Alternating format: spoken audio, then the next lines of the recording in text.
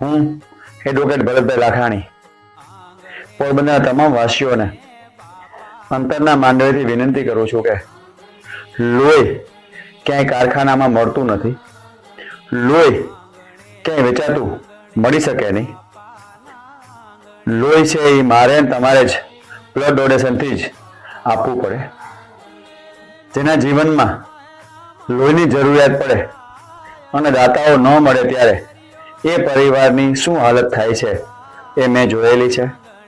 અને એટલે જ બ્લડ ડોનેશન કરવું એ માનવતાનું ઉત્તમ દાન છે. કોઈને રૂપિયા આપીને મદદ કરવી એ કદાચ દાનની એક વ્યાખ્યા હોઈ શકે, પણ જે ઈશ્વરે આપ્યું છે અને ઈશ્વરને જ પાછું આપવાનું છે એને જ બ્લડ ડોનેશન કહી શકાય. આવતીકાલે નવા જલારામ મંદિરે અતુલભાઈ કારિયા, હિનેશભાઈ ઠકરાર દ્વારા જે બ્લડ ડોનેશન કેમ્પ રાખ્યો છે એમાં આપણે સૌએ સહભાગી થઈ ફૂલ નહીં તો ફૂલની પાખડી રૂપી આપણે બ્લડ ડોનેશન કરવા જવું જ જોઈએ.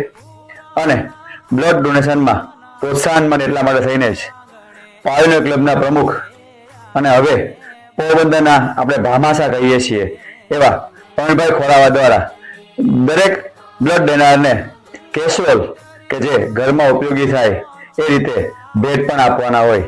અને ત્યારે આપણા સૌની પવિત્ર ફરજ છે કે પોરબંદર વાસીઓને મદદ કરવા માટે આપણે સૌ આવતીકાલે એટલે કે તારીખ 23/2/25 ને રવિવારે સવારે 9 વાગ્યાથી સાંજે 5 વાગ્યા સુધી નવા જલારામ મંદિર એસટી રોડે બ્લડ ડોનેશન કરવા પહોંચી જઈએ. આભાર.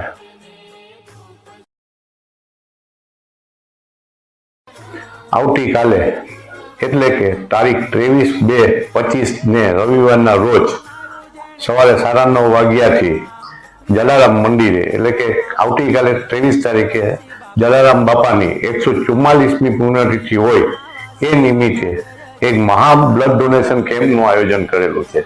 તો હું પોરબંદરની તમામ જનતાને નમ્ર વિનંતી કરું છું અને અપીલ કરું છું કે આ બ્લડ ડોનેશન કેમ્પમાં બ્લડ આપી અને નાના બાળકોનો જીવ બચાવે. બીજું કે અમો એટલે કે ખોરાવા પરિવાર તરફથી આ બ્લડ ડોનેશનમાં જે લોકો બ્લડ દેશે એમને પ્રસાદી સ્વરૂપે એક ભેટ અર્પણ કરશું.